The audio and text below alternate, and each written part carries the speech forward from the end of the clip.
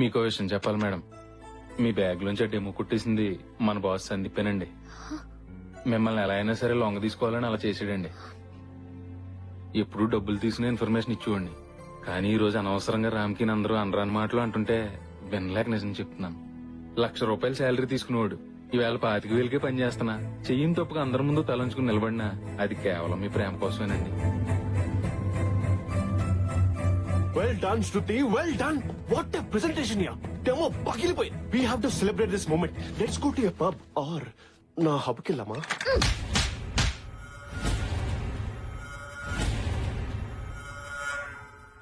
ఇప్పుడిప్పుడేరా అమ్మాయిలెవరి మీద డిపెండ్ అవ్వకుండా ఇండిపెండెంట్ గా బతుకుతున్నారు. ఒక అమ్మాయి ఇల్లు దాటి బయటికి వచ్చిందంటే పరి తెగించిందని కాదు, ఎన్నో బాధ్యతలతో వచ్చిందని. చరిత్రలో మగాడి విజయం వెనకాలే కాదు, వినాశ